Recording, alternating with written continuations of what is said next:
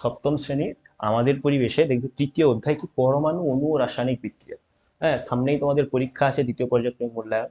হ্যাঁ, তো তোমরা এই ভিডিওটা একবার দেখে নিলে এখান থেকে অনেক প্রশ্ন আসে। আর এই চ্যাপ্টারটার আমার যেটা মনে হয় যে অনেক ছাত্ররা আমার বলে যে এই চ্যাপ্টার একটু কঠিন লাগে।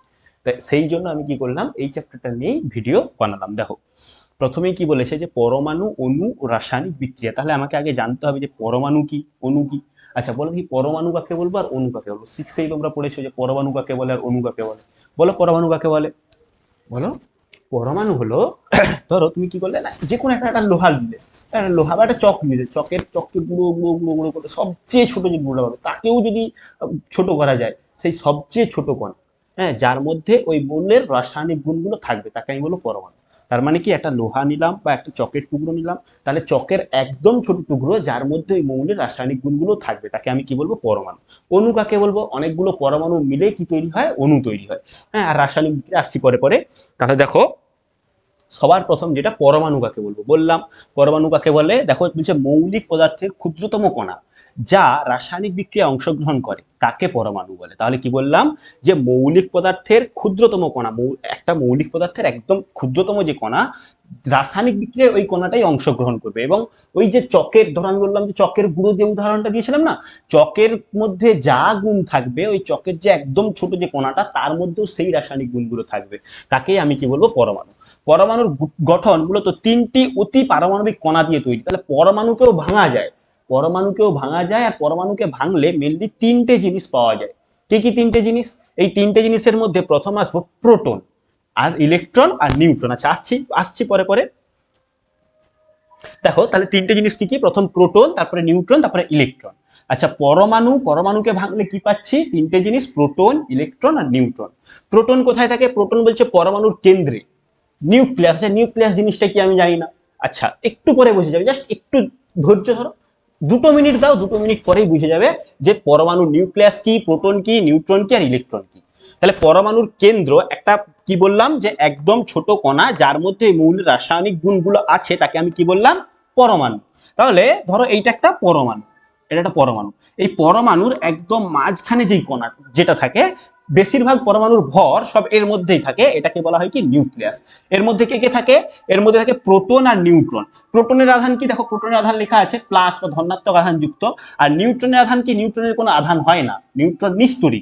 আর ইলেকট্রনের আধান কি? ইলেকট্রনের আধান হচ্ছে মানে নেগেটিভ আর কি, ঋণাত্মক। দেখো এই যে মাইনাস, নেগেটিভ, ঋণাত্মক আধান যুক্ত, ঠিক আছে। তাহলে এইটা যদি একটা পরমাণু হয়, তার এই যে নিউক্লিয়াস, তার বাইরে এরকম কক্ষপথ রয়েছে, সেই কক্ষপথে কি হচ্ছে না, ইলেকট্রন গুলো ঘুরে। হ্যাঁ, আর মাঝখানে কি রয়েছে, প্রোটন আর নিউট্রন রয়েছে। কি বলছি বুঝতে পেরেছো? আচ্ছা আরো সুন্দর করে আমি ভিডিওতে তোমাদেরকে দেখাচ্ছি, দেখো। আচ্ছা এটা একটু পরে আসছি। এই যে দেখো, দেখো এই জায়গাটায় দেখো, এই যে নীল বলগুলো যেগুলো দেখাচ্ছে, এগুলো প্রোটন। এরা তাহলে কি আধান যুক্ত? এরা হবে ধনাত্মক আধান যুক্ত। প্রোটন তাহলে কি আধান যুক্ত হবে? এটা হবে ধনাত্মক আধান যুক্ত।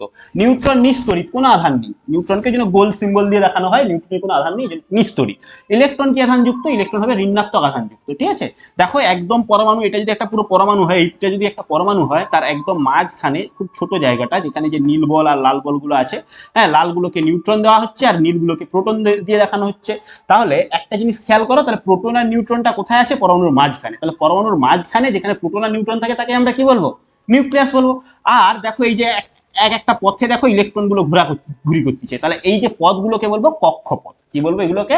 কক্ষপথ। যেরকম সূর্যের চারিদিকে পৃথিবী ঘুরে, পৃথিবী কিসে ঘুরে? কক্ষপথে ঘুরে।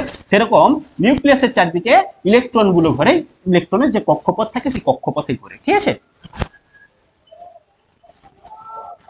দেখো এই যে ঠিক এইরকম, ঠিক আছে। ভিডিওটা দেখো ভালো করে, ভিডিওটা দেখলে তোমরা বুঝতে পারবে। এই যে মাঝখানে যেটা একদম নড়ছে না, এটা হচ্ছে নিউক্লিয়াস। এর মধ্যে কি কি আছে? প্রোটন আর নিউট্রন।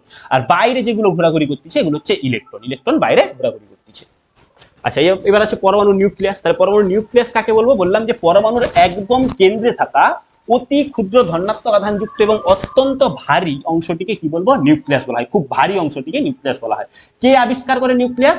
1911 সালে বিজ্ঞানী আর্নেস্ট রাদারফোর্ড এটি আবিষ্কার করে। কে আবিষ্কার করে? রাদারফোর্ড এই পরমাণু নিউক্লিয়াসটা আবিষ্কার করে। একদম সোজা কথায় কি, নিউক্লিয়াসকে ওই যে মাঝখানে একদম কেন্দ্রে থাকা অতি ক্ষুদ্র ধনাত্মক আধানযুক্ত কণা, প্লাস আধানযুক্ত কণাকে আমরা কি বলবো? নিউক্লিয়াস বলবো, ঠিক আছে। আচ্ছা নিউক্লিয়াস সবসময় ধনাত্মক হয়। কেন নিউক্লিয়াস সবসময় ধনাত্মক হয়? আমি যে যেটা দেখাইছিলাম ভিডিওটায়, তোমরা যদি একটু খেয়াল করো দেখবে যে ইলেকট্রন গুলো কোথায় ঘুরতিছে, বাইরে ঘুরতিছে। হ্যাঁ, আর ভেতরে কে আছে, প্রোটন আর নিউট্রন, প্রোটন আর নিউট্রন, প্রোটন আর নিউট্রন।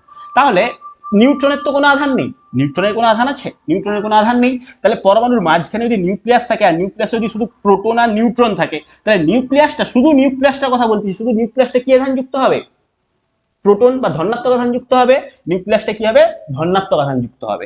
আর যদি বলি পুরো পরমাণু, দেখো একটা জিনিস কি হয়, পরমাণুর মধ্যে যদি 6টা প্রোটন থাকে, পরমাণুর মধ্যে 6টা কি থাকবে, ইলেকট্রন থাকবে। যটা প্রোটন থাকবে তটা ইলেকট্রন থাকবে। তাহলে পরমাণুর মধ্যে যদি 6টা প্রোটন 6টা ইলেকট্রন, প্রোটন হয় প্লাস আধান যুক্ত আর ইলেকট্রন হয় মাইনাস আধান যুক্ত। আমরা কি জানি, অঙ্কেও পড়েছে যে প্লাস মাইনাস কেটে কি হয়ে যায়, জিরো হয়ে যায়। তাহলে এই যে 6টা প্রোটন আর 6টা ইলেকট্রন কেটে গিয়ে কি হয়ে যাবে, নিস্তড়িত হয়ে যাবে। তাহলে পরমাণুর মধ্যে কি থাকে, প্রোটন। পরমাণুর মধ্যে থাকে, তাহলে নিউক্লিয়াস কি আধান যুক্ত যদি প্রশ্ন পড়ে তখন হবে ধনাত্মক আধান যুক্ত। প্রশ্নটা ভালো করে একটু খেয়াল করো, বলছে নিউক্লিয়াস, নিউক্লিয়াস যদি বলে তবে ধনাত্মক আধান, আর যদি বলে যে পুরো পরমাণু তখন হবে নিস্তড়িত। কেন পুরো পরমাণু নিস্তড়িত হবে, কারণ পরমাণুর মধ্যে যতগুলো প্রোটন থাকবে ততগুলো ইলেকট্রন থাকবে, তাই তো। তাহলে প্রোটন কতগুলো আছে, ধরো আমি সাপোজ ধরলাম যে কার্বন, কার্বনের 6টা প্রোটন থাকে, তাহলে ইলেকট্রন কটা থাকবে, 6টা ইলেকট্রন থাকবে। তাহলে 6টা প্রোটন আর 6টা ইলেকট্রন কেটে গিয়ে কি হয়ে যাবে, জিরো হয়ে যাবে, জানো। তাহলে পরমাণু এই কারণে কি হয়, নিস্তড়িত হয়। তোমাদের প্রশ্ন পড়তে পারে যে পরমাণু নিস্তড়িত হয় কেন, হ্যাঁ, বা প্রশ্ন পড়তে পারে যে নিউক্লিয়াস ধনাত্মক আধান যুক্ত হয় কেন, বা প্রশ্ন পড়তে পারে নিউক্লিয়াস কি আধান যুক্ত হয়, তো পরমাণু কি আধান যুক্ত হয়। আচ্ছা দেখো, পরমাণুর প্রায় সবটুকু ভর 99.9%-এর বেশি এই নিউক্লিয়াসের মধ্যেই থাকে। হ্যাঁ, আচ্ছা এই যে জিনিসটা একটু খেয়াল করো, তোমরা যদি একটু খেয়াল করো, খেয়াল করলে দেখতে পাবে যে পরমাণুর বেশিরভাগ ভাগটা বলা আছে যে নিউক্লিয়াসের মধ্যে আছে। প্রোটন আর নিউট্রন আছে, আর এদিকে ইলেকট্রন গুলো বাইরে ঘোরাঘুরি করতেছে। কেন ইলেকট্রন গুলোর কি আসলে কি হয়, ব্যাপারটা একদম সোজা কথায় বলতে গেলে ইলেকট্রনের ভর খুবই কম। ইলেকট্রনের ভর কি খুবই কম, কিরকম না, প্রায় 2000টা ইলেকট্রন মিলে একটা প্রোটন হবে। তাহলে তুমি ধরো একটা ধানের বস্তা বা চালের বস্তা মাপতেছো, সেখানে যদি একটা পাখির পালক এসে পড়ে যায়, কোনো এফেক্ট পড়বে বলো, কোনো এফেক্ট পড়বে? পাখির পালকটা যদি এসে পড়ে যায়, ভারের কোনো এফেক্ট পড়বে বা ভরের কোনো এফেক্ট পড়বে? পড়বে না। সেই জন্য কি হয়, পরমাণুর ইলেকট্রনকে ধরাই হয় না। ভর সংখ্যায় কি করা হয়, ইলেকট্রনকে ধরাই হয় না। কি করা হয়, শুধু প্রোটন আর নিউট্রনকে নেওয়া হয়। আর ওই জন্য পরমাণুর নিউক্লিয়াসের মধ্যেই পুরো ভরটা থাকে। হ্যাঁ, আর ওই যে নিউক্লিয়াসটাকে মধ্যে কি থাকে, প্রোটন আর নিউট্রন, আর ওটাই পুরো ভর সংখ্যা, ইলেকট্রনটাকে বাদই দিয়ে দেওয়া হয়। তুমি ধরো 100 কেজির একটা হচ্ছে ধান চালের বস্তা মাপছে, 60 কেজি চালের বস্তা মাপতেছো। সেই 60 কেজি চালের বস্তা মাপতে গিয়ে যদি দুটো চাল বেশি যায়, হাতে গোনা দুটো চাল যদি বেশি যায় বা দুটো চাল যদি কম যায়, সেটাই কোনো এফেক্ট পড়বে? পড়বে না। সেই কারণে কি হয়, ইলেকট্রনটাকে বাদ দিয়ে দেওয়া হয়। মানে এরকম 2000টা ইলেকট্রন মিলে একটা প্রোটনের ভর হবে। তাহলে আমি সেই 2000টা, যখন ধরো তোমাকে কেউ 2000 টাকা দিচ্ছে, হ্যাঁ, তোমাকে ধরো 1 টাকা দিচ্ছে না, ধরো 2001 টাকা বিল হয়েছে, তুমি 2000 টাকা দিবে, দোকানদার কিছু বলে? কিছু বলে না, কারণ 1 টাকা ছাড়, এইরকমই একটা ব্যাপার। আচ্ছা, এইবার আসছে পারমাণবিক সংখ্যা আর ভর সংখ্যা। পারমাণবিক সংখ্যা কি, পরমাণুর মধ্যে যতগুলো প্রোটন থাকবে তাকে আমি বলবো পারমাণবিক সংখ্যা। হ্যাঁ, তাহলে দেখো পারমাণবিক সংখ্যা বলছে নিউক্লিয়াসে উপস্থিত মোট পরমাণুর মধ্যে প্রোটনটা কোথায় থাকে, নিউক্লিয়াসেই থাকে। তাহলে নিউক্লিয়াসের মধ্যে উপস্থিত মোট প্রোটন সংখ্যাকে কি বলবো, পারমাণবিক সংখ্যা, বা পরমাণু বললেও হবে, কোনো অসুবিধা নেই। পরমাণুর মধ্যে উপস্থিত মোট প্রোটন সংখ্যাকেও বলতে পারো, নিউক্লিয়াসের মধ্যে উপস্থিত মোট প্রোটন সংখ্যাকেও বলতে পারো, কোনো অসুবিধা নেই। ভর সংখ্যা বলছে নিউক্লিয়াসে উপস্থিত প্রোটন ও নিউট্রন সংখ্যার যোগফলকে কি বলা হয়, ভর সংখ্যা বলে, যেটাকে এ দিয়ে ডিনোট করা হয়। ভর সংখ্যা এ সমান কি, প্রোটন সংখ্যা প্লাস নিউট্রন সংখ্যা। আচ্ছা এইখানটায় আমাকে একটা জিনিস একটু খেয়াল করে বলো, যে ভর আমি কি কি নিচ্ছি, প্রোটন সংখ্যা আর নিউট্রন সংখ্যা নিয়ে আমি ভর নিচ্ছি। আচ্ছা ধরো ভর বলা আছে 12, কোন অঙ্কে ভর বলা আছে, আচ্ছা আগে এটা বলো, কোন অঙ্কে ধরো প্রোটন বলা আছে কত না 12, আর নিউট্রন বলা আছে কত না 13, তাহলে তার ভর কত হবে?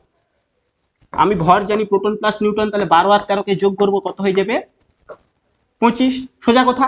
আচ্ছা এইবার ধরো তোমাকে একটু ঘুরিয়ে দিয়েছে, কি ঘুরিয়ে দিয়েছে, যে ধরো ভরটা তোমাকে দেওয়া আছে 25, কেমন, তোমাকে প্রোটন সংখ্যা দেওয়া আছে 12, তাহলে নিউট্রন কটা হবে সেটা আমাকে চেয়েছে। তাহলে আমি কি করবো, 25 থেকে 12কে বাদ দিয়ে দেবো, তাহলে হয়ে যাবে 13। তাই তো, ভর সংখ্যা থেকে প্রোটন সংখ্যাকে বাদ দিলে পাওয়া যাবে নিউট্রন সংখ্যা, আর ভর সংখ্যা থেকে নিউট্রন সংখ্যাকে বাদ দিলে পাওয়া যাবে প্রোটন সংখ্যা। আর ভর সংখ্যা সমান কি বললাম, প্রোটন সংখ্যা ও নিউট্রন সংখ্যার যোগফল। একদম ক্লিয়ার, কোনো অসুবিধা নেই। আচ্ছা, এই যে এইখান থেকে একটা প্রশ্ন পড়ে আমি বলছিলাম যে ভর সংখ্যা সমান কি প্রোটন সংখ্যা প্লাস নিউট্রন সংখ্যা, তাহলে ইলেকট্রনটা কোথায় গেল, ইলেকট্রনের ভরটা কোথায় গেল? ওই যে বললাম যে ইলেকট্রনের ভর প্রোটন বা নিউট্রনের তুলনায় এতই কম যে পরমাণুর মোট ওজন বা ভর সংখ্যা বের করার সময় তাকে গণনায় আনা হয় না। হ্যাঁ, যখন ইলেকট্রনের ভর এতটাই কম যে যখন আমি ভর সংখ্যা মাপি তখন প্রোটনকে আর ইলেকট্রনকে আর আনাই হয় না। কি কি নিয়ে তাহলে ভর সংখ্যা হয়? প্রোটন সংখ্যা আর নিউট্রন সংখ্যা, দুটো জিনিস নিয়ে হয় ভর সংখ্যা। আচ্ছা দেখো, এইখানে দেখো, বলো দেখি আমাকে এখানে প্রোটন সংখ্যা কটা আছে? এটা একটা কার্বনের কি দেওয়া আছে না, পরমাণুর গঠন দেওয়া আছে। এইখানে দেখো 6টা প্রোটন লেখা আছে, তাহলে প্রোটন আমি লিখতে পারি কটা? 6টা। আচ্ছা, যদি 6টা প্রোটন থাকে ইলেকট্রন নিশ্চয়ই 6টা থাকবে। দেখো গুণে দেখো, 1 2 3 4 5 6, তাহলে ইলেকট্রনও কটা? ইলেকট্রন হয়ে গেল 6টা। আচ্ছা আমাকে বলো দেখি নিউট্রন কটা আছে? নিউট্রন দেখো এখানে লেখা আছে, নিউট্রন কটা আছে না, 6টা নিউট্রন আছে। নিউট্রন তাহলে কটা আছে? 6টা। আচ্ছা আমাকে বলো দেখি এবার ভর সংখ্যা কত হবে? ভর, যেটাকে আমি কি বলেছিলাম না, এ দিয়ে ডিনোট করেছিলাম, এ কত হবে? এ হবে, আমি জানি যে প্রোটন প্লাস নিউট্রন। তাহলে প্রোটন কটা আছে? 6টা। নিউট্রন কটা আছে? 6টা। তাহলে 6 6 মিলে কত হয়ে যাবে? 12। তাহলে ভর সংখ্যা কত হবে? 12 হবে। ঠিক আছে। আচ্ছা যদি আমি বলি যে জেড, জেড মানে আমি কি বলছিলাম একটু আগে? বলছিলাম যে জেড হচ্ছে পারমাণবিক ক্রমাঙ্ক। জেড মানে কি? পারমাণবিক সংখ্যা বা পারমাণবিক ক্রমাঙ্ক।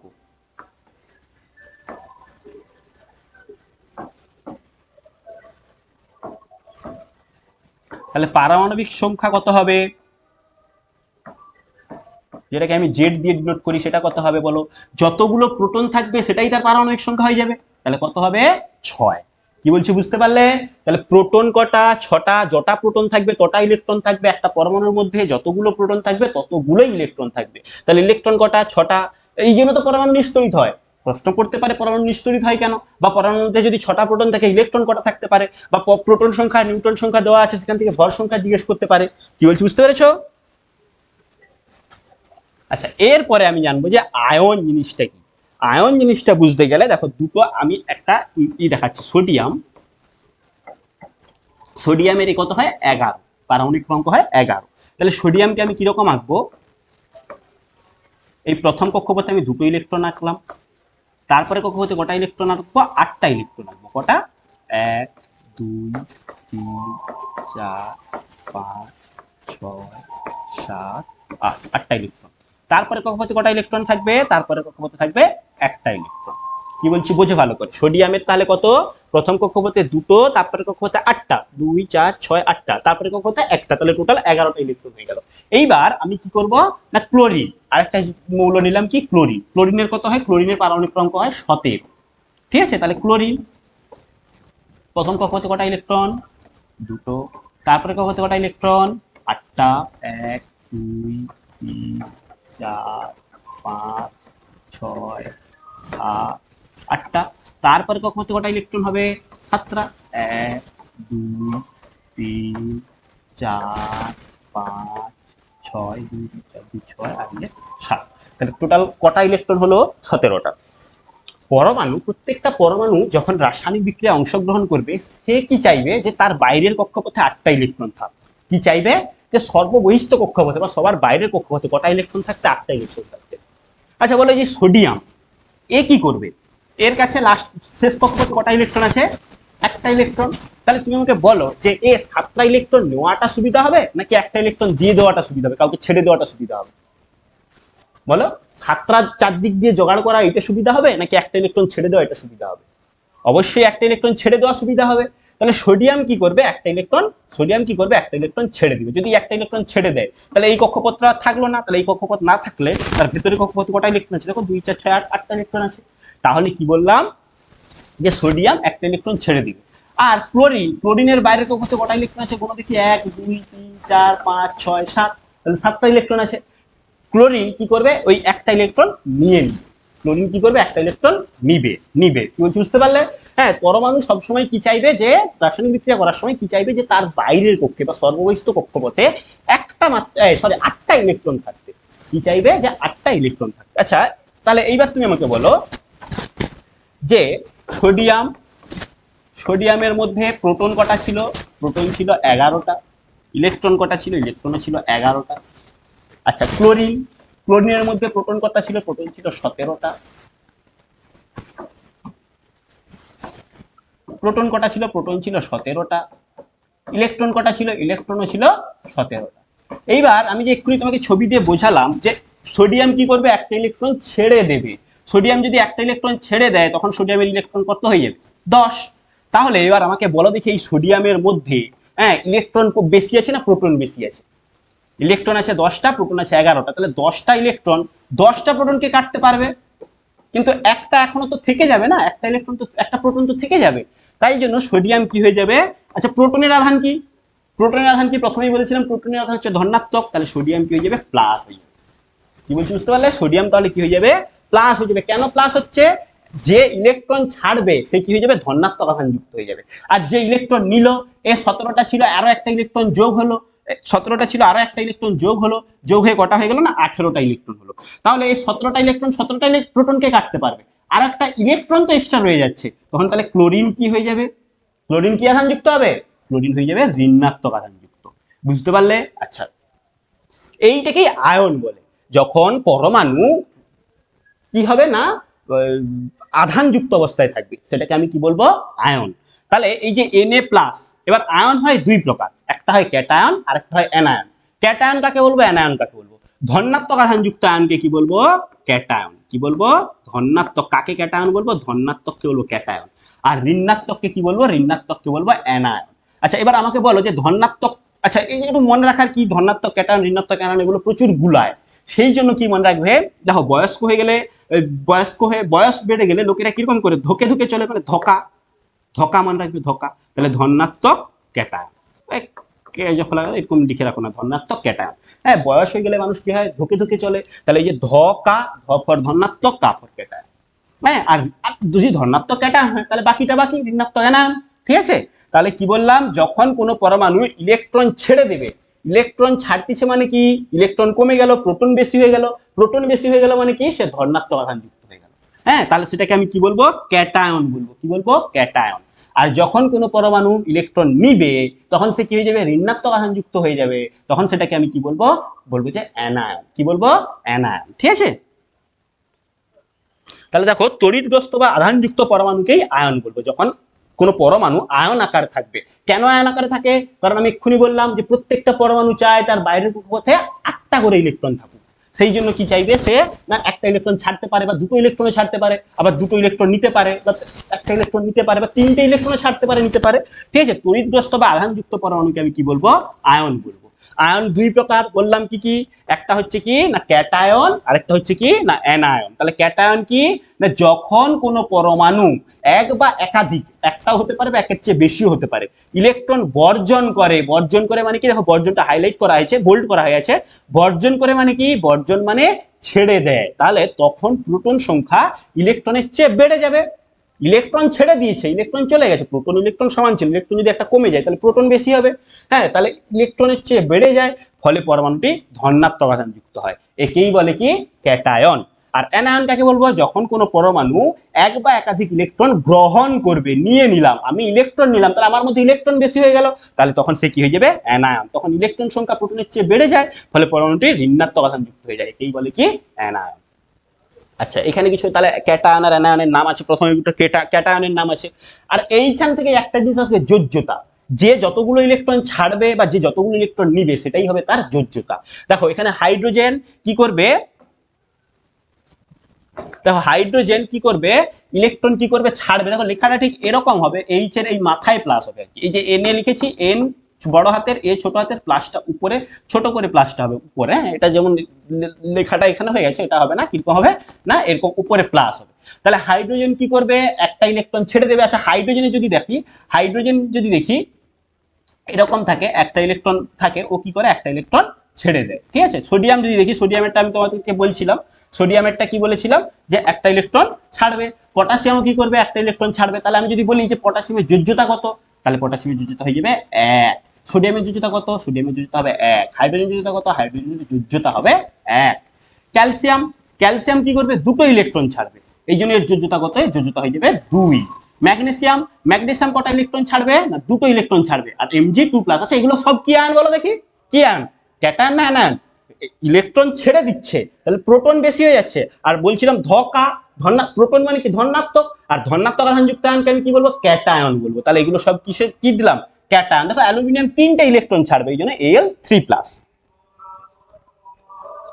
আচ্ছা এখানে দেখো ক্লোরিনে আমি NaCl যখন পড়াইছিলাম ক্লোরিনে কি হয়েছিল না ইলেকট্রন, ক্লোরিন কি করলো না ইলেকট্রন কি করলো নিল, তাহলে এটা কি হয়ে যাবে আর ক্যাটায়ন হবে মোটেও না, কি হবে অ্যানায়ন।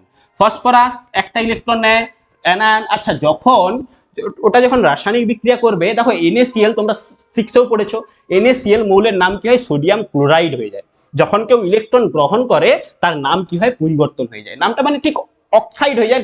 ক্লোরিন থাকলে ক্লোরাইড, ফ্লোরিন থাকলে fluoride, oxygen oxide, sulphur sulphide, nitrogen nitride, তাহলে এটাই হয়ে যায়। ঠিক আছে, এই জন্য NaCl সোডিয়াম ক্লোরিন বলে না, কি বলি সোডিয়াম ক্লোরাইড বলি। ঠিক আছে, হ্যাঁ তাহলে এই যে Cl মাইনাস, এটা মাইনাসটা ঠিক আছে যেরকম বলছিলাম এরকম হবে, Cl উপরে মাইনাসটা হবে, হ্যাঁ F এই উপরে মাইনাসটা হবে, ও এখানে -2টা উপরে হবে, S -2টা উপরে হবে, হ্যাঁ আর N -3টা উপরে হবে। ঠিক আছে, তাহলে এই যে জিনিসগুলো কি করতেছে না এরা সব ইলেকট্রন ছেড়ে এই ইলেকট্রন নিচ্ছে, সেই জন্য তো অ্যানায়ন, আর সেই জন্য তো ইলেকট্রন বেশি হয়ে গেছে বলে তো ইলেকট্রন মাইনাস। তাহলে ক্লোরিন একটা ইলেকট্রন নিবে, যোজ্যতাও তাহলে কত হবে 1। ফ্লোরিন কটা ইলেকট্রন নেবে একটা ইলেকট্রন, যোজ্যতা হবে 1। অক্সিজেন দুটো ইলেকট্রন নিচ্ছে, যোজ্যতা হয়ে যাবে 2। সালফার দুটো ইলেকট্রন নিচ্ছে তাহলে যোজ্যতা হবে 2। নাইট্রোজেন তাহলে নাম হয়ে যাবে নাইট্রাইড, আর কটার 3টে ইলেকট্রন। ঠিক আছে, যোজ্যতা হয়ে যাবে 3। আচ্ছা এরপরে মূলক কাকে বলবো, দেখো মূলক জিনিসটা খুবই, আমরা এক্ষুনি কি বললাম যে একটা পরমাণু আধান অবস্থায় থাকে, পরমাণু যে শুধু আধান অবস্থায় থাকে তাও না, অনেকগুলো পরমাণু জোটবদ্ধ হয়েও আধান অবস্থায় থাকতে পারে। কি বলছি যে অনেকগুলো পরমাণু জোটবদ্ধ হয়ে আধান অবস্থায় থাকতে পারে, তাকে আমি কি বলবো র্যাডিক্যাল বা মূলক। যখন 2 বা ততোধিক মৌলের পরমাণু জোটবদ্ধ হয়ে একটি আয়ন হিসেবে কাজ করে তখন তাকে কি বলে মূলক বলে। যখন 2 বা ততোধিক মৌলের পরমাণু জোটবদ্ধ হয়ে একটি আয়ন হিসেবে কাজ করবে তখন তাকে মূলক বলে। তাই উদাহরণ দেখলেই তুমি এটা বুঝতে পারবে। দেখো এই যে এখানে দেখো NH4+ এরকম লেখাটা হবে, NH4+টা উপরে, আচ্ছা না এরকম না, দেখাচ্ছি নিচে এখানটাতে 4 হবে আর এখানটাতে প্লাস হবে। ঠিক আছে, তাহলে এই যে NH4+ এ কি হবে, এ নাম হবে অ্যামোনিয়াম। কি নাম হবে অ্যামোনিয়াম, মূলকের নাম হবে অ্যামোনিয়াম, সংকেত হবে NH4+। তাহলে কত আধানযুক্ত 1, এখানে কিন্তু 4 যোজ্যতা হবে না, কটা, তাহলে এটা একটা মূলক, অবশ্যই এটা একটা মূলক। কি মূলক বলো, যেরকম আয়নেও পড়েছিলাম সেরকম মূলকেও, তাহলে এটা কি মূলক হবে ধনাত্মক আধানযুক্ত হবে না ঋণাত্মক আধানযুক্ত মূলক হবে। প্লাস আছে, ইলেকট্রন তার মানে নিয়েছে না দিয়েছে, ইলেকট্রন নিচে না ছেড়ে দিয়েছে বলো, এ কি করেছে NH4+ হয়েছে তার মানে ইলেকট্রন কি করেছে নিয়েছে না, ইলেকট্রন ছেড়ে দিয়েছে, তবেই তো প্রোটন সংখ্যা বেশি হবে, ইলেকট্রন নিলে কি করে প্রোটন সংখ্যা বেশি হবে, হ্যাঁ ইলেকট্রন তাহলে কি করেছে ছেড়ে দিয়েছে, সেই জন্য প্রোটন সংখ্যা বেশি হয়ে গেছে, এই জন্য কি আয়ন ক্যাটায়ন, কি আয়ন ধনাত্মক ওই জন্য ক্যাটায়ন, এটা ঋণাত্মক ওই জন্য অ্যানায়ন। এটা NO3- এরকম হবে, NO এখানে 3 এখানে মাইনাস, তাহলে এটা হবে কি অ্যানায়ন। এই যে SO4-2 দেখো এরকম হবে SO4-2 বা 2-, তাহলে এও কি হবে অ্যানায়ন। ঠিক আছে, মাইনাস আছে অ্যানায়ন। এটা দেখো এটাও এরকম নামটা হবে CO3-2-, 2- উপরে বা -2 2- যা কিছু লিখতে পারো 2- এটা হবে উপরে। PO4 ফসফেট, PO4 3- এগুলো তোমাদেরকে মুখস্থ রাখতে হবে। Phosphate PO4 3-, carbonate CO3 2-, sulphate SO4 2-, nitrate NO3 single-, hydroxyl OH-, ammonium NH4+। ঠিক আছে, এরপরে আসছি যে সংকেত লেখার ধাপ।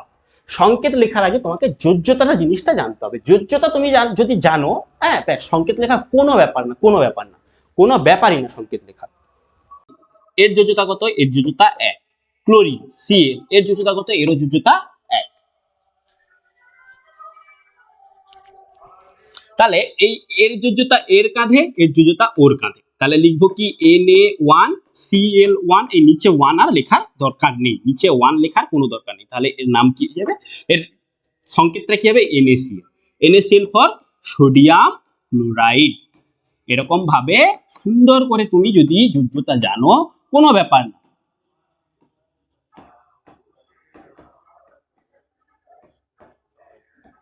ঠিক আছে, আচ্ছা আর যদি আমি বলি অ্যালুমিনিয়ামের যোজ্যতা কত, অ্যালুমিনিয়ামের যোজ্যতা আমি পড়াইছিলাম মনে করো 3, 3টে ইলেকট্রন। ঠিক আছে, আচ্ছা ক্লোরিনের যোজ্যতা কত? ক্লোরিনের যোজ্যতা 1। তাহলে অ্যালুমিনিয়াম ক্লোরাইড যদি আমি করতে চাই তাহলে কি হবে? এই অ্যালুমিনিয়ামের কাঁধে 1 বসবে, তাহলে Al1, এখানে 1 আর লেখার দরকার নেই, আর Cl3, এটা হয়ে যাবে অ্যালুমিনিয়াম ক্লোরাইড। ঠিক আছে? আচ্ছা, আর কি বলো তোমরা, আর কার কি করব?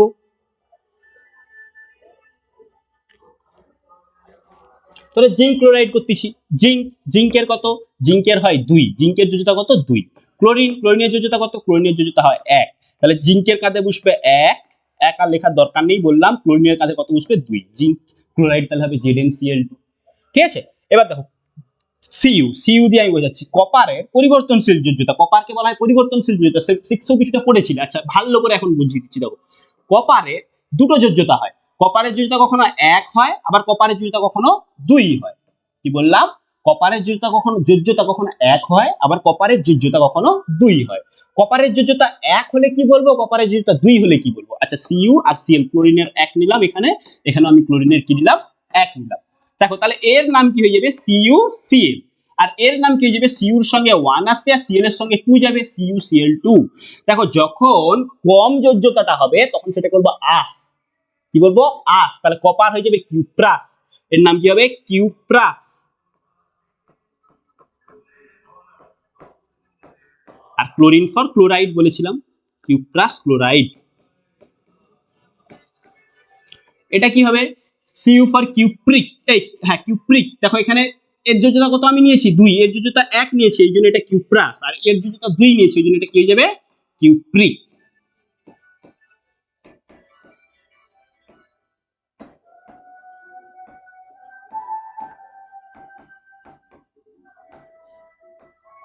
ঠিক আছে? তাহলে কিউপ্রিক ক্লোরাইড। হ্যাঁ, কপারের যোজ্যতা যখন 1, ক্লোরিনের যোজ্যতা যখন 1, তখন সেটা হয়ে যাবে কিউপ্রাস ক্লোরাইড, ছোট, এই জন্য আস। আচ্ছা, আরেকটা দেখাচ্ছি। ধরো আমি নিলাম এফি। এফির যোজ্যতা কত হয়? দুটো হয়। এফির যোজ্যতাও দুটো হয়, এফির যোজ্যতা 2 হয় আর 3 হয়। 2 ছোট না 3 ছোট? অবশ্যই 2 ছোট। তাহলে যখন আমি 2 দিয়ে লিখবো, তাহলে এখানে ক্লোরিনের যোজ্যতা জানি 1, ক্লোরিনের যোজ্যতা এখানেও লিখলাম 1। ক্লোরিনের কোনো যোজ্যতার পরিবর্তন হয় না, যোজ্যতার পরিবর্তন হয় এফি 2 হয়, কখনো কখনো 3 হয়। তাহলে যখন আমি FeCl2 লিখতেছি তখন আমি কি লিখবো? এর সংকেতটা কি লিখবো? দেখো, ফেরাস ক্লোরাইড। কি লিখবো? ফেরাস। কারণ এখানে যোজ্যতা 2, এখানে যোজ্যতা 3, কে বড়? 3 বড় না 2 বড়? 3টা বড় আর 2টা ছোট, সেই জন্য 3 হবে ফেরিক আর 2 হবে ফেরাস। তাহলে এর নাম কি হয়ে যাবে? Ferrous chloride. আর এ কি হয়ে যাবে? এর নাম হয়ে যাবে, আচ্ছা, এইটা লিখি আগে।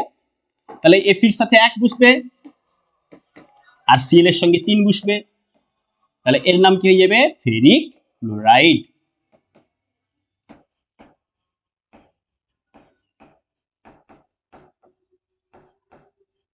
ঠিক আছে? সুন্দরভাবে হলো। আচ্ছা, এরপরে আমি ধরো অ্যালুমিনিয়াম আর অক্সিজেন নিচ্ছি। কি নিচ্ছি? অ্যালুমিনিয়াম আর অক্সিজেন। অ্যালুমিনিয়ামের যোজ্যতা কত? অ্যালুমিনিয়ামের যোজ্যতা হয় 3। অক্সিজেনের যোজ্যতা কত? অক্সিজেনের যোজ্যতা হয় 2। তাহলে এল এর কাঁধে কত বসবে? এই 2 বসবে। আর অক্সিজেনের কাঁধে কত বসবে? না 3 বসবে। তাহলে হয়ে যাবে কি? Al2O3। নাম কি হবে? অ্যালুমিনিয়াম। অক্সিজেন যখন আমি বলেছিলাম ইলেকট্রন গ্রহণ করে তখন তার নাম কি হয়ে যায়? অক্সাইড। তাহলে অ্যালুমিনিয়াম অক্সাইড।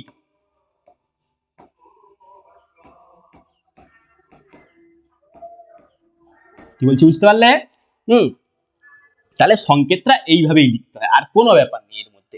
আচ্ছা, ধরো এবার এগুলো সব আমি যেগুলো দিয়ে বলছিলাম সেগুলো বলছিলাম পরমাণু দিয়ে। হ্যাঁ, মানে এবার আমি মূলক দিয়ে যদি কিছু যাই, ধরো মূলক দিয়ে যাচ্ছি, ধরো অ্যামোনিয়াম ক্লোরাইড আমি করবো। Ammonium NH4, chlorine NH4, ammonium এর যোজ্যতা 1, NH4 প্লাস 1, আর ক্লোরিন এর যোজ্যতাও 1। তাহলে অ্যামোনিয়াম ক্লোরাইডের সংকেত কি হয়ে যাবে? NH4, NH4 আর Cl1। 1 আর লেখার দরকার নেই, বলেছি 1 আর লেখার দরকার নেই, তাহলে NH4Cl। ধরো আমি লেড নাইট্রেট লিখবো। কি লিখবো? Lead nitrate. লেড Pb আর নাইট্রেট NO3। লেডের কত হয়? 2, নাইট্রেটের কত হয়? 1।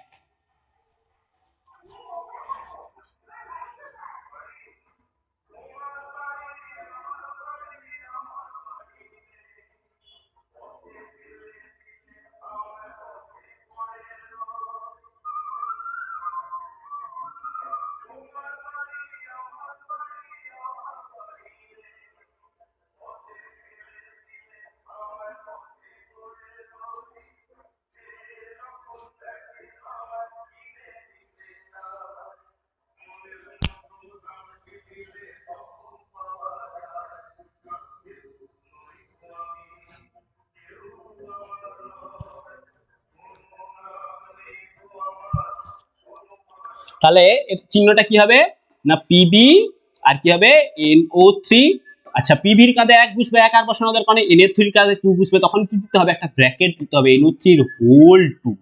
এই যে হোল 2 জিনিসটা একটু বুঝতে অসুবিধা হচ্ছে, তাই তো? দেখো একদম সহজ ভাবে পিবির কাঁধে 1 বসলো, আমি যদি এরকম বসাই যে NO3 2 এরকম যদি বসাই কি হবে 3 10 2 32 বোঝাতে পারে। আবার এই যে 32টা যদি আমি ধরো 3 আর 2 নিচে এরকম করে লিখলাম, তখন ওর আর 3 আর 2 বোঝাবে, কিন্তু নাইট্রোজেনেরও তো আছে এই যে এই যে 2টা, এটা তো পুরো NO3 হবে, শুধু তো অক্সিজেনের হবে না, সেই জন্য কি হয় NO3 এর হোল 2 হয়।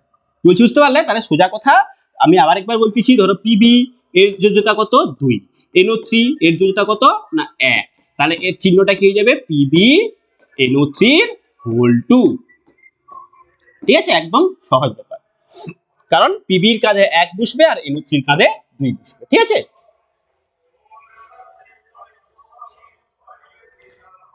ধরো আমি কি করলাম সোডিয়াম হাইড্রোক্সাইড করব। সোডিয়ামের যোজ্যতা কত 1, হাইড্রোক্সাইড মানে OH এর যোজ্যতা কত, এরও যোজ্যতা হয় 1, তাহলে সোডিয়াম হাইড্রোক্সাইড কত হয়ে যাবে NaOH। 1 1 1 1 বসানোর দরকার নেই, তাহলে নাম কি হবে সোডিয়াম হাইড্রোক্সাইড।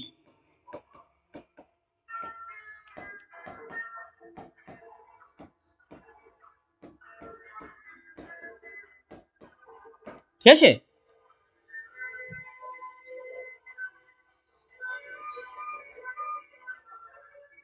আচ্ছা এরপরে আসছি রাসায়নিক বিক্রিয়া। রাসায়নিক বিক্রিয়া কাকে বলবো? কোনো পদার্থর পরিবর্তন যখন স্থায়ী হয়, ধরো দুটো আমি পদার্থ মেশালাম, বা দুটো পদার্থ নাও হতে পারে, একটা পদার্থকে আমি তাপ দিলাম, হ্যাঁ, বা 2 3টে পদার্থ আমি মেশালাম, মেশানোর পর কি হলো নতুন ধর্মবিশিষ্ট একটা পদার্থ উৎপন্ন হলো, তাহলে সেইটা কি হয়েছে না রাসায়নিক বিক্রিয়া হয়েছে। যখনই নতুন ধর্মবিশিষ্ট কোনো পদার্থ উৎপন্ন হবে তখনই কি হবে না রাসায়নিক পরিবর্তন হবে। যে পড়েছো ভৌত পরিবর্তন আর রাসায়নিক পরিবর্তন। ভৌত পরিবর্তন মানে কি সেখানে নতুন কোনো পদার্থের উৎপন্ন হবে না, রাসায়নিক পরিবর্তন মানে কি নতুন ধর্মবিশিষ্ট একটা পদার্থের উৎপন্ন হবে।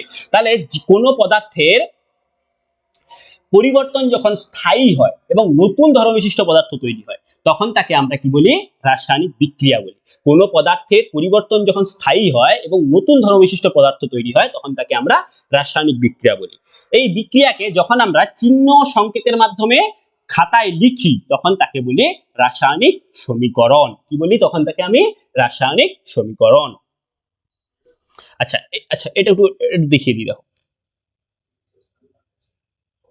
ধরো আমি কি করলাম না H2 নিলাম আর Cl2। আচ্ছা H2 টা এইখানটায় এরকম নাও, H2 নিচে 2, হ্যাঁ, প্লাস Cl2। এই H2 আর Cl2 মিলে কি তৈরি হয় HCl। কি তৈরি হয়? হাইড্রোক্লোরিক অ্যাসিড তৈরি হয়। কি হয়? HCl হাইড্রোক্লোরিক অ্যাসিড তৈরি হয়।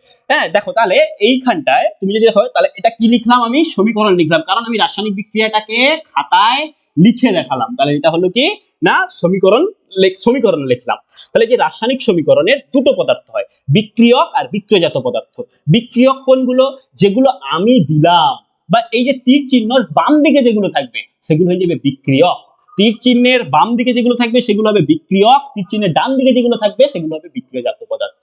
তাহলে তীর চিহ্নের বাম দিকে কে আছে? H2 আর Cl2, এ দুটো হবে কি বিক্রিয়ক, আর HCl কি হয়ে যাবে বিক্রিয়জাত পদার্থ। কি বলছি বুঝতে পারলে? ধরো আমি আরো একটা উদাহরণ দিই। কি উদাহরণ দিলাম না CaO এর মধ্যে আমি জল দিলাম H2, জল দিলে কি হবে ক্যালসিয়াম হাইড্রোক্সাইড তৈরি হবে CaOH এর হোল 2। তাহলে দেখো এই যে CaO, হ্যাঁ, তার মধ্যে আমি কি দিলাম H2O জল দিলাম, তাহলে কি উৎপন্ন হলো? ক্যালসিয়াম হাইড্রোক্সাইড তাপ উৎপন্ন হয়, তাপ এখানে লিখে রাখছি তাপ উৎপন্ন হচ্ছে। তাহলে এই যে এখানে বলো বিক্রিয়ক কি কি, বলো তোমরাই বলো বিক্রিয়ক কি কি? CaO আর H2O দুটো মিলে কি হবে বিক্রিয়ক, CaO বিক্রিয়ক আর এটাও বিক্রিয়ক, আর COH এর হোলটা হবে কি বিক্রিয়জাত পদার্থ। তাহলে দুটো বিক্রিয়কের মাঝে আমি কি চিহ্ন দিয়েছি? প্লাস চিহ্ন। তাহলে দুটো বিক্রিয়কের মাঝে যেরকম প্লাস চিহ্ন বুঝবে, যদি বিক্রিয়জাত পদার্থ দুটো হয় সেখানেও কি বুঝবে? প্লাস চিহ্ন বুঝবে। ধরো আমি কি করলাম CaCO3 ক্যালসিয়াম কার্বনেট, একে কি দিলাম? তাপ দিলাম, প্রচুর পরিমাণে কি দিলাম? তাপ দিলাম। তাপ দিলে কি হবে না CaO calcium oxide plus CO2 carbon dioxide ভেঙে যাবে। এই যে CaO আর CO2 দেখো এটা তো বিক্রিয়াজাত পদার্থ, এটা তো বিক্রিয়াজাত পদার্থ, তার মাঝে আমি কি চিহ্ন দিয়েছি? প্লাস চিহ্ন। তাহলে দুটো বিক্রিয়কের মাঝেও প্লাস চিহ্ন বসবে, দুটো বিক্রিয়াজাত পদার্থের মাঝেও চিহ্ন বসাতে হবে, প্লাস চিহ্ন বসাতে হবে। আচ্ছা এরপর আমি কিছু রাসায়নিক বিক্রিয়া যেগুলো তোমাদের বইয়ে দেওয়া আছে। প্রথম কি না, কাপড় কাচা সোডার উপর যদি আমি মিউরেটিক অ্যাসিড, মিউরেটিক অ্যাসিড কি মিউরেটিক না মিউরিয়েটিক হয় আর কি, মিউরিয়েটিক অ্যাসিড বা বাথরুম পরিষ্কার করার যে অ্যাসিড HCl, হাইড্রোক্লোরিক অ্যাসিড যেটার আসল নাম HCl যদি দেই, তবে কি হবে তীব্র বুদবুদ আকারে কি হবে একটা গ্যাস বের হয়। সেই গ্যাসটার নাম কি? তোমাদের প্রশ্ন এরকম পড়তে পারে যে কাপড় কাচা সোডার রাসায়নিক নাম কি? কাপড় কাচা সোডার রাসায়নিক নাম হবে সোডিয়াম কার্বনেট Na2CO3।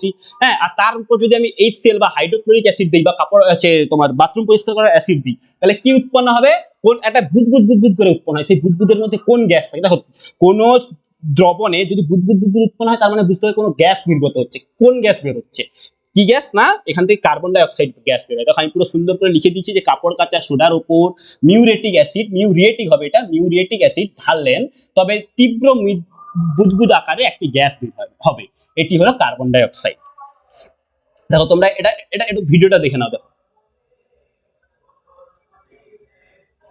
দেখো এটা হচ্ছে সোডিয়াম কার্বনেট Na2CO3, এর মধ্যে আমি কি দেবো? এইটা হচ্ছে HCl, হাইড্রোক্লোরিক অ্যাসিড। দেখো এই যে হাইড্রোক্লোরিক অ্যাসিডের উপর আমি সোডিয়াম কার্বনেটটা দেবো। দেখো দিলে কি হয়, দেখো দিচ্ছি। জাস্ট দেওয়া মাত্রই দেখো সঙ্গে সঙ্গে দেখো এই বুদ করে গ্যাস বের হচ্ছে। এখান থেকে দেখো গ্যাস বের হচ্ছে, তাহলে এটা কি? কার্বন ডাই অক্সাইড গ্যাস বের হচ্ছে। কি বললাম বুঝতে পারলে? এটা কি বের হচ্ছে? না কার্বন ডাই অক্সাইড গ্যাস বের হচ্ছে। তাহলে এখানে বিক্রিয়ক কোনগুলো? হ্যাঁ, বিক্রিয়ক কোনগুলো বলো? Na2CO3 এটা হচ্ছে বিক্রিয়ক, আর বিক্রিয়ক HCl এটা হবে বিক্রিয়ক। তাহলে এই যে কার্বন ডাই অক্সাইড উৎপন্ন হচ্ছে, এটা হবে বিক্রিয়জাত পদার্থ। দেখো আসল সমীকরণটা হয় Na2CO3 plus HCl, NaCl plus H2O plus CO2। তাহলে সোডিয়াম ক্লোরাইড প্লাস জল উৎপন্ন হবে plus carbon die oxide gas উৎপন্ন হবে। তাহলে এই যে NaCl আর H2 আর CO2 এগুলো কি? এগুলো হচ্ছে বিক্রিয়জাত পদার্থ। Na2CO3 প্লাস 2HCl এটা হচ্ছে বিক্রিয়ক, আর NaCl আর H2 আর CO2 এগুলো হচ্ছে বিক্রিয়জাত পদার্থ। আর কি আরেকটা তোমাদের বইয়ের রাসায়নিক বিক্রিয়া দেওয়া আছে কি না, যখন লঘু সালফিউরিক অ্যাসিডের মধ্যে জিঙ্কের টুকরো, লঘু সালফিউরিক অ্যাসিডের মধ্যেও দিতে পারো, হাইড্রোক্লোরিক অ্যাসিডের মধ্যেও দিতে পারো, দুটোতেই হবে। জিঙ্কের টুকরো ফেলা হয়, তখন জিঙ্ক অ্যাসিড থেকে হাইড্রোজেনকে প্রতিস্থাপন করে এবং নিজে সালফেটের সাথে যুক্ত হয়ে যায়, আর জিঙ্ক সালফেট তৈরি হয়। কি তৈরি হয়? জিঙ্ক সালফেট, আর বুদবুদ করে গ্যাস বের হয়। তোমাদের প্রশ্ন পড়বে যে গ্যাসটার নাম কি? গ্যাসটার নাম কি? গ্যাসটার নাম হচ্ছে হাইড্রোজেন গ্যাস। দেখো এখানে আগে এটা দেখো, এটা হচ্ছে কি? এটা দিলাম আমি HCl বা হাইড্রোক্লোরিক অ্যাসিড, আগেও দেখাইছিলাম HCl দিলাম। এটা এখানে সালফিউরিক অ্যাসিডও দিতে পারো, HCl মানে হাইড্রোক্লোরিক অ্যাসিডও দিতে পারো। এবার ওর মধ্যে দেখো এই যে জিঙ্কের মেটাল মানে জিঙ্কের গুঁড়ো দিচ্ছি। জিঙ্কের গুঁড়ো দিতে দেখবে কিরকম বুদবুদ করে গ্যাস বের হয়ে যাবে। এই দেখো গ্যাস বের হচ্ছে, তাহলে এটা হচ্ছে কি গ্যাস? Hydrogen gas. একটু ঝাঁকালে দেখবে গ্যাসটা বের হবে। এই দেখো ফটাস করে ফট করে জ্বলবে আর কি। দেখো হ্যাঁ, দেখছো ফট করে একটা জ্বলেছে না? Hydrogen gas. এই হাইড্রোজেন গ্যাস নির্গত হচ্ছে বলেই এটা হচ্ছে। তাহলে এই যে জিঙ্ক প্লাস H2SO4 বিক্রিয়াটা তোমরা এইভাবে লিখবে। হ্যাঁ দেখো Zn প্লাস H, এই দুটা এখানে আসবে, SO4 উৎপন্ন হবে কি? Zinc sulphate. তাহলে ZnSO4, আর কি উৎপন্ন হবে? Hydrogen gas H2, hydrogen gas, সেই জন্য উপরের দিকে উঠবে। ঠিক আছে। আচ্ছা আরেকটা আছে যে পাথুরে চুনে যদি জল দেওয়া হয়, পাথুরে চুন না বলে তোমরা কি বলবে? পোড়া চুনে যদি জল দেওয়া হয়। কোন চুন? পোড়া চুন। পোড়া চুন, পোড়া চুন বা ক্যালসিয়াম অক্সাইডের উপর জল ঢাললে তা প্রচন্ড বিক্রিয়া করে কলিচুন বা ক্যালসিয়াম হাইড্রোক্সাইড তৈরি হয়। হ্যাঁ দেখো তাহলে এই যে CaO প্লাস এর মধ্যে জল দিলাম H2O, কি উৎপন্ন হবে? ক্যালসিয়াম হাইড্রোক্সাইড CaOH এর হোল 2। আর কি উৎপন্ন হবে? তাপ। দেখবে এই যে এটা ফুটবে কিরকম টকবক করে ফুটবে, দেখাচ্ছি। দেখো ভিডিওটা দেখলেই বুঝতে পারবে।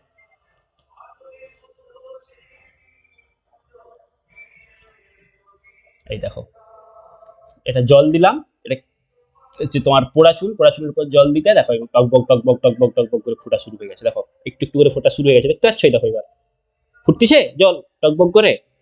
বুঝতে পেরেছ? তাহলে CaO তার সঙ্গে যদি H2O দেই, তাহলে COH এর হোল 2 আর তাপ উৎপন্ন হবে।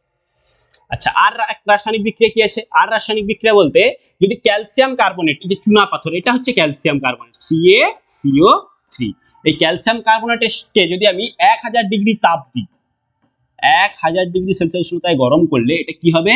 না CaO ক্যালসিয়াম অক্সাইড মানে পোড়া চুন, আর তার সঙ্গে কি হবে না কার্বন ডাই অক্সাইড CO2, আর কি উৎপন্ন হবে CO2।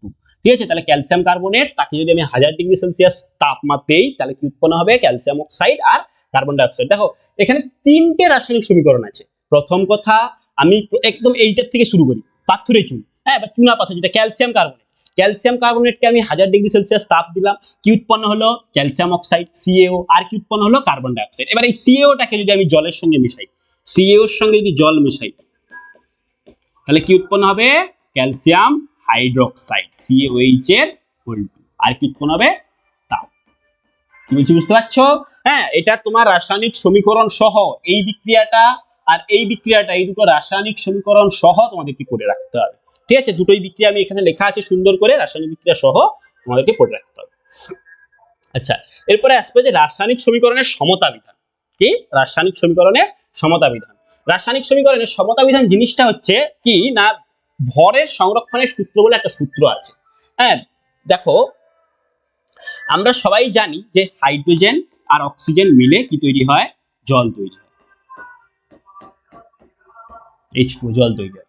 একটা জিনিস এখানটা খেয়াল করে দেখি, এখানে হাইড্রোজেন কটা আছে, হাইড্রোজেনের পরমাণু দুটো আছে, এখানে অক্সিজেনের পরমাণু কটা আছে, এখানে অক্সিজেনের পরমাণু দুটো আছে, কিন্তু এখানে হাইড্রোজেনের পরমাণু কটা আছে দুটো আছে, তাহলে এখানে দুটো ছিল এখানেও দুটো আছে, ঠিকই আছে। কিন্তু অক্সিজেন এখানে কটা আছে একটা, এখানে অক্সিজেন কটা আছে দুটো, তাহলে এখানে অক্সিজেন যে একটা হলো একটা অক্সিজেন কি ধ্বংস হয়ে গেছে না, কোনো রাসায়নিক বিক্রিয়ায় কোনো পরমাণুর ধ্বংস হবে না, কোনো পরমাণুর সৃষ্টিও হবে না।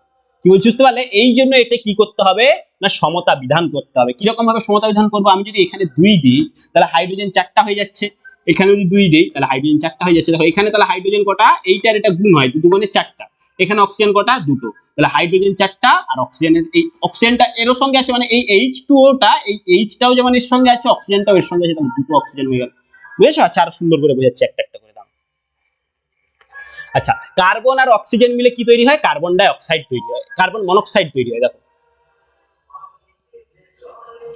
কার্বন প্লাস অক্সিজেন দুটো মিলে কি তৈরি হয় কার্বন মনোক্সাইড CO। আচ্ছা বলো দেখি এখানে অক্সিজেন কটা দুটো, এখানে অক্সিজেন কটা একটা, তাহলে দুটো করার জন্য আমি কেবলমাত্র এইখানে 2 দিয়ে দেবো এরকম কিন্তু হয় না, এখানে যদি 2 দিয়ে দিই তখন আর কার্বন মনোক্সাইড উৎপন্ন হবে না, কার্বন ডাই অক্সাইড উৎপন্ন হবে।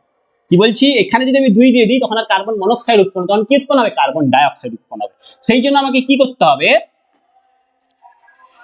কি করতে হবে, হয় এখানে দাও বা এখানে দাও বা এখানে দাও, যে কোনো মৌলের আগে দিতে পারবে, যে কোনো পরমাণু বা অণু যে কোনো কিছুর আগে দিতে পারবে তুমি। এই ধরো কি হলো না H2O, এখানে H2O উৎপন্ন হয়েছে, তুমি এখানে 2 দিয়ে দিলে, তাহলে H2O একটা আলাদা জিনিস আর H2O2 দুটো টোটালি আলাদা জিনিস, তাই জন্য তুমি এখানে দিতে পারবে না, দিতে হলে তোমাকে কোথায় দিতে হবে সামনে দিতে হবে। তাহলে কার্বন কটা, এখানে অক্সিজেন কটা আছে দুটো, এখানে অক্সিজেন কটা আছে একটা, দুটো করার জন্য আমি যদি এখানে 2 দিই তাহলে কার্বনও দুটো অক্সিজেনও দুটো, এখানে কার্বন কটা আছে একটা, এখানে কার্বন কটা আছে দুটো, তাহলে কার্বন দুটো করার জন্য 2 দিলাম। এই যে দেখো এই যে দুইটা কার্বনের সঙ্গে আছে, এই দুইটা অক্সিজেনের সঙ্গে আছে, তাহলে মানে কার্বনও দুটো আছে আর অক্সিজেনও কটা আছে দুটো আছে। তুমি যদি এখানেও দেখো অক্সিজেন দুটো আছে আর কার্বনও দুটো আছে, তাহলে তোমাকে এই তীর চিহ্নের বাম দিক আর তীর চিহ্নের ডান দিক সমান করতে হবে, পরমাণু যেন সমান সংখ্যায় থাকে। হ্যাঁ, পরমাণু কখনো ধ্বংস হয় না, কখনো সৃষ্টিও হয় না, যতগুলো আমি পরমাণু দেবো ততগুলি পরমাণু তোমাকে কি করতে হবে, বিক্রিয়াজাত পদার্থ তুমি ততগুলোই পরমাণু পাবে। কি বলছি বুঝতে পেরেছো? ঠিক আছে, ওখানে সমতা বিধানগুলো আছে। আচ্ছা দাঁড়াও 1 মিনিট, আমি একটা একটা করে করিয়ে দিই। দেখো Fe2O3 তার সঙ্গে কার্বন যোগ হলে Fe আর CO উৎপন্ন হয়।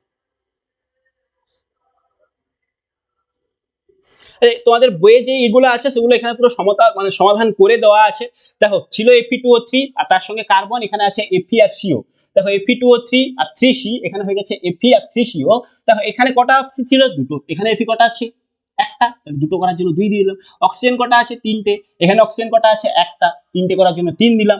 কার্বন কটা ছিল, দেখো কার্বন তখন তাহলে 3টে হয়ে গেছে, এখানে কার্বন কটা ছিল একটা, 3টে করার জন্য 3 দিয়ে দিলাম। এভাবে সব সমতা বিধান করা হয়ে আছে। কারণ যদি কোনোটা বুঝতে অসুবিধা হয় আমাকে বলবে কমেন্টে, আমি তাহলে আবার বুঝিয়ে দেবো যেটা অসুবিধা হচ্ছে। আচ্ছা, এরপরে আসবো আমি রাসায়নিক বিক্রিয়ার প্রকার।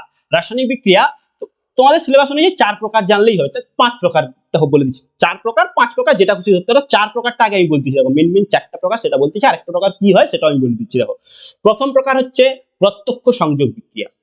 4টে প্রকার, প্রথম হচ্ছে প্রত্যক্ষ সংযোগ বিক্রিয়া, তারপরে হবে বিয়োজন বিক্রিয়া, তারপরে হবে প্রতিস্থাপন বিক্রিয়া, তারপর হবে বিনিময় বিক্রিয়া। একটা একটা করে আমি সব তোমাকে আস্তে আস্তে করে বুঝিয়ে দিচ্ছি। এখন প্রত্যক্ষ সংযোগ বিক্রিয়া, প্রত্যক্ষ সংযোগ, প্রত্যক্ষ ডাইরেক্ট, প্রত্যক্ষ হচ্ছে ডাইরেক্ট, ডাইরেক্ট যোগ হয়ে যাবে, তাকে আমি বলবো সংযোগ।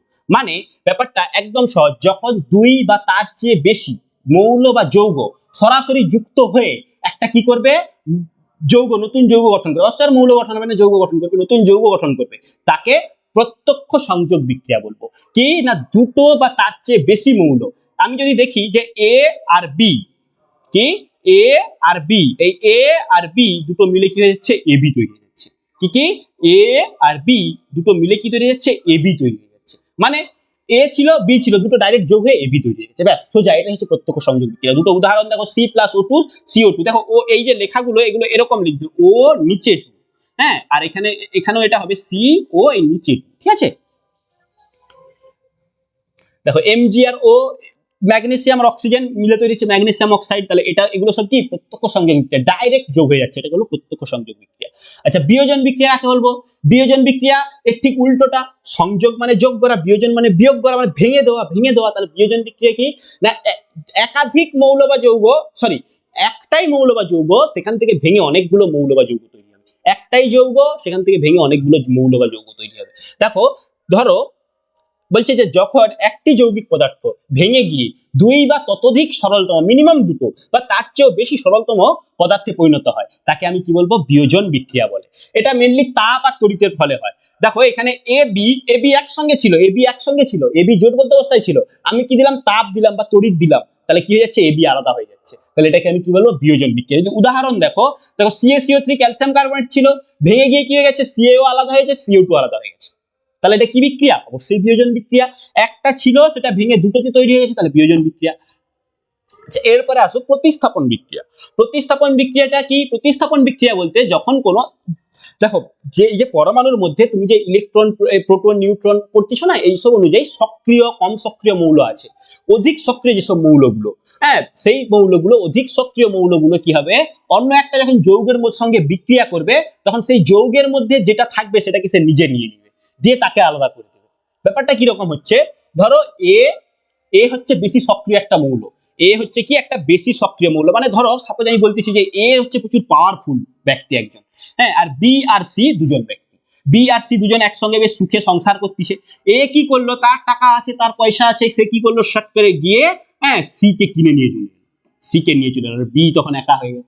ব্যাস এই ব্যাপারটা, একদম সোজা কথা বলতে গেলে এই ব্যাপারটা কি না, এ আর বিসি দুজনের মধ্যে খুব সুন্দর সম্পর্ক। এ কি হয়ে গেছে, তার কাছে প্রচুর টাকা আছে, এখন যেটা হয় স্বাভাবিকভাবেই, হ্যাঁ, যার কাছে টাকা বেশি, এটা ধরো আমি বললাম না, আর মাইনাস দিয়ে দিলাম, হ্যাঁ, তাহলে কি হলো, যার কাছে টাকা বেশি সে, এর কাছে তাহলে বেশি টাকা, বির কাছে টাকা কম, তার মানে কি এ বেশি সক্রিয়, বি কম সক্রিয়।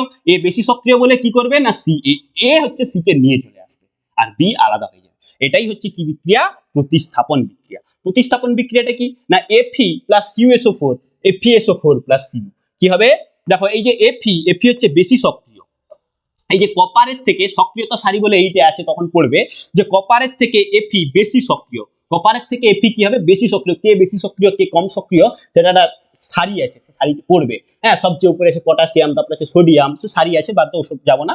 তাহলে Fe বেশি সক্রিয়, কপার কি হয়, কম সক্রিয়। ওই জন্য কি হয়েছে, মানে ভাবো যে Feর কাছে টাকা বেশি আছে, SO4 কি, SO4 সেই হয়েছে কি Feর সঙ্গে চলে এসছে, আর কপার তার বেচারি সেই SO4 এর সঙ্গে বেশ কত স্বপ্ন দেখছিল, আলাদা হয়ে গেল। বুঝতে পারলে কি বললাম, তাহলে যে FeSO4 একসঙ্গে হয়ে গেছে আর কপার আলাদা হয়ে গেছে।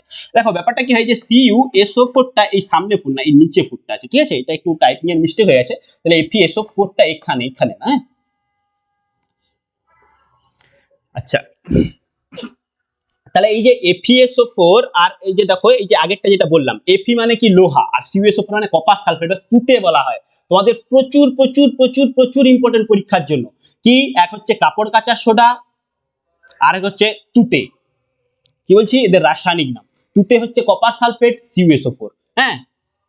দেখো আর এই যে Fe মানে এটা লোহা, Fe মানে লোহা জানো, এটা কি করলাম, আমি লোহার ছুরিকে, হ্যাঁ, তুতের দ্রবণে আমি ডুবিয়ে দিলাম, কপার সালফেটের একটা দ্রবণ ছিল, জলে গোলানো কপার সালফেটের দ্রবণ ছিল, সেখানে আমি কি করলাম, লোহার ছুরিকে ডুবিয়ে দিলাম। আস্তে আস্তে করে কি হবে দেখা যাবে, হ্যাঁ, যে কপার সালফেটের কপার সব আলাদা হয়ে সালফেট গুলোই লোহার ছুরির ওপর বাদামি রঙের আস্তরণ ফেলিয়ে দিচ্ছে, মানে সালফেট গুলো লোহার ছুরিতে চলে আসছে। তাহলে মানে এখান থেকে কি বোঝা যায় যে FeCuSO4 যখন Fe+CuSO4 দুটো যখন বিক্রিয়া করতেছে সালফেট Feর সঙ্গে চলে আসতেছে, কপার আলাদা হয়ে যাচ্ছে। দেখো এই যে বলছে যে তুতে বা কপার সালফেটের রং হচ্ছে নীল। একটু ভিডিওটা দেখলে বুঝতে পারবে যে নীল রঙের দ্রবণে লোহার গুঁড়ো বা পীড়ক যোগ করলে দেখা যায় কি, দেখা যাবে যে দ্রবণের নীল রং ধীরে ধীরে হালকা সবুজ হয়ে যায়, লোহার পীড়কের গায়ে লালচে তামাটে রঙের একটা আস্তরণ পড়ে, লালচে তামাটে বা লালচে বাদামি রঙের একটা আস্তরণ পড়ে। কিসের আস্তরণ?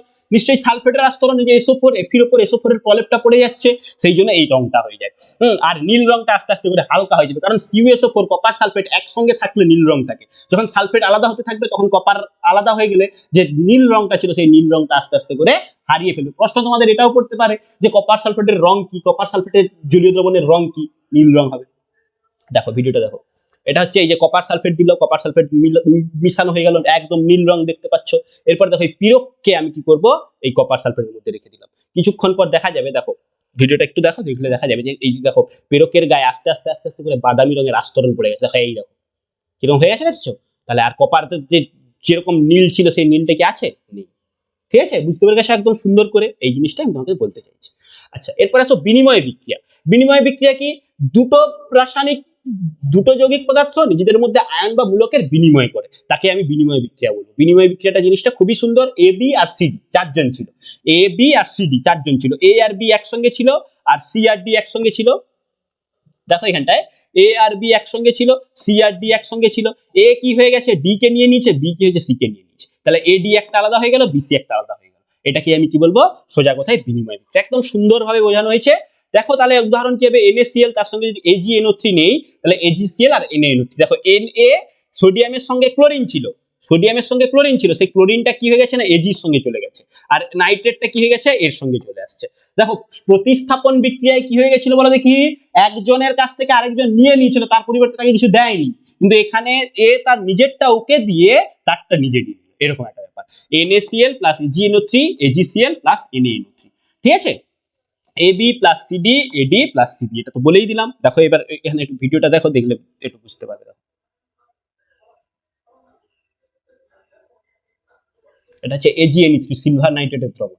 সিলভার নাইট্রেটের মধ্যে সোডিয়াম ক্লোরাইড NaCl দিলাম, দেখো। আর এই যে AgCl হয়ে নিচে কি হবে না তৃতীয় পড়বে, AgCl সিলভার ক্লোরাইড হয়ে নিচে তৃতীয় পড়বে, আর NaNO3 ওটা থাকবে। তাহলে এইবার আমাকে বলো দেখি, এইখানে কিছু রাসায়নিক বিক্রিয়া লেখা আছে, এই রাসায়নিক বিক্রিয়াগুলো কোনটা কোন বিক্রিয়া? C প্লাস O2 মিলে কি তৈরি হচ্ছে? CO2। দেখো C একটা আলাদা মৌল, অক্সিজেন একটা আলাদা মৌল, দুটো একসঙ্গে যোগ হয়ে গেছে, তাহলে আমি এটাকে কি বলবো? প্রত্যক্ষ সংযোগ বিক্রিয়া। কি বলবো? প্রত্যক্ষ সংযোগ বিক্রিয়া। ঠিক আছে। আচ্ছা দেখো Zn আর CuSO4, দেখো ZnSO4 কে Zn নিয়ে নিচে, কপার আলাদা হয়ে গেছে। হ্যাঁ, কপারের বাবু পয়সা কম, কপার তার সালফেটের খরচ চালাতে পারেনি, সে জিঙ্ক তার পয়সার লোভ দেখিয়ে সালফেটকে নিয়ে পালিয়ে গেছে, কপার আলাদা হয়ে গেছে। একটু আগে বলছিলাম কি বিক্রিয়া? এটা কিন্তু বিনিময় বিক্রিয়া নয়, কারণ বিনিময় বিক্রিয়া হলে কি হবে? তার পরিবর্তে জিঙ্কও কিছু দিত, কিন্তু জিঙ্ক কি কিছু দিয়েছে তাকে? কপারকে কিছু দিয়েছে, কপারকে তার আলাদা করে দিয়েছে। তাহলে এটা কি বিক্রিয়া হবে? এটা হবে প্রতিস্থাপন বিক্রিয়া। কি বিক্রিয়া? প্রতিস্থাপন বিক্রিয়া। আচ্ছা CaCl2, দেখো এখানে ক্লোরিন ছিল, হ্যাঁ ক্লোরিনটা এই যে ক্যালসিয়াম কি করেছে? SO4 কে নিয়েছে আর ক্লোরিনটাকে ছেড়ে দিয়েছে, তার মানে কি এটা পরস্পর বিনিময় করতেছে। তাহলে এটা হবে কি বিক্রিয়া? এটা হবে বিনিময় বিক্রিয়া। কি বিক্রিয়া? বিনিময় বিক্রিয়া। আচ্ছা দেখো 2Ag2O, হ্যাঁ তাপ দিলাম, Ag2O কে তাপ দিলে কি হবে? Ag আর অক্সিজেন তৈরি হয়। তাহলে দেখো একটা ছিল ভেঙে দুটো হয়ে গেছে, তাহলে এটা কি হয়ে যাবে? এটা হয়ে যাবে বিয়োজন বিক্রিয়া। কি বিক্রিয়া? ভেঙে যাচ্ছে, তাহলে এটা কি হয়ে যাবে? বিয়োজন বিক্রিয়া। একটা ছিল ভেঙে দুটো হয়ে গেল, ভেঙে গেছে, তাহলে বিয়োজন বিক্রিয়া। PCl5 ফসফরাস পেন্টাক্লোরাইড ভেঙে কি হয়েছে? PCl3 প্লাস Cl2, দুটোতে ভেঙে গেছে, তাহলে সেম বিয়োজন বিক্রিয়া। হ্যাঁ দেখো Fe আর S, ফেরাস আর সালফার দুটো যোগ হয়ে ফেরাস সালফাইড তৈরি হয়েছে, তাহলে এটাকে কি বলবো? দুটো আলাদা আলাদা ছিল একসঙ্গে যোগ হয়ে গেছে, তাহলে এটাকে আমি কি বলবো বলো? প্রত্যক্ষ সংযোগ বিক্রিয়া। বাকি এখানে দেখো AgBr, তাকে দিতে Ag আর Br2 হয়ে গেছে, একটা ছিল ভেঙে দুটো হয়ে গেছে। কি বিক্রিয়া তোমরা নিজেরা কমেন্ট করবে, আমি বলছি না। H2O2, হ্যাঁ এটাকেও ভাঙলে দেখো H2O প্লাস O2 দুটো আলাদা আলাদা হয়ে যাচ্ছে, তাহলে এটাও কি বিক্রিয়া? তোমরা নিজেরা কমেন্ট করবে। এখানেও দেখো একটা ছিল ভেঙে ভেঙে ভেঙে ভেঙে হয়ে যাচ্ছে, তাহলে এটা কি বিক্রিয়া নিজেরা কমেন্ট করবে, এটা কি বিক্রিয়া নিজেরা কমেন্ট করবে। এটা দেখো Na2CO3 PbNO3 whole 2 lead nitrate, হ্যাঁ, আর সোডিয়াম কার্বনেট কি হয়ে যাবে না PbCO3 মানে তোমার হচ্ছে লেড কার্বনেট হয়ে যাবে, আর 2NaNO3 হয়ে যাবে। তাহলে এটা কি বিক্রিয়া, এটাও তোমরা কমেন্ট করবে নিজেরা, আশা করি পারবে। হ্যাঁ, যদি না পারো বলবে। HgCl2 + Cu, দেখো এইটা কি বিক্রিয়া, এটাও তোমরা কমেন্ট করবে, অবশ্যই তোমরা কমেন্ট করবে। আমি বুঝিয়ে দিলাম যতটা বোঝানোর, এখান থেকে এইটা যদি ভালো করে বুঝে থাকো তোমরা অবশ্যই এগুলো কমেন্টে বলতে পারবে। ঠিক আছে, এই যে এই নিচের গুলো কোনটা কোন বিক্রিয়া কমেন্ট করে সুন্দর করে বলবে। ঠিক আছে, এটা 1 নম্বর, এটা 2 নম্বর, এটা 3 নম্বর, এটা 4 নম্বর, এটা 5 নম্বর, এটা 6 নম্বর, এটা 7 নম্বর। ঠিক আছে, এই 7টা কমেন্ট করে তোমরা আমাদেরকে জানাবে, আমার কমেন্ট করবে। ঠিক আছে, বলো কেমন লাগলো ক্লাসটা, কোনো ডাউট থাকলে অবশ্যই আমাকে জানাও। ঠিক আছে, আমি চেষ্টা করবো তোমাদের সেই ডাউটটাকে সলভ করতে। এই যে ক্লাসটা পড়ালাম আজকে, এখান থেকে পড়বেই পড়বে পরীক্ষায়। আর কিছু কিছু জিনিস আছে একদম প্রথমের দিকে, হ্যাঁ, কিছু মৌল ছিল তাদের হচ্ছে রাসায়নিক তাদের হচ্ছে চিহ্ন, যেমন ধরো ওখানে ছিল তোমার আমেরিসিয়াম, প্লুটোনিয়াম, এইসব মৌলগুলো ছিল। টিনের ল্যাটিন নাম কি, টিনের ল্যাটিন নাম হচ্ছে স্ট্যানাম, আর সংকেত হচ্ছে এসএন। আর তোমাদের ছিল পারদ, হ্যাঁ, আর ছিল প্লাম্বাম মানে লেড, হ্যাঁ, আর হচ্ছে ওই জিনিসগুলো ছিল, ওগুলো তোমরা একদম প্রথম পাতায় দেওয়া আছে একদম সুন্দর করে, ওগুলো পড়তে হবে, জানো, ওগুলোতে বোঝানোর আর কিছুই নেই। ঠিক আছে।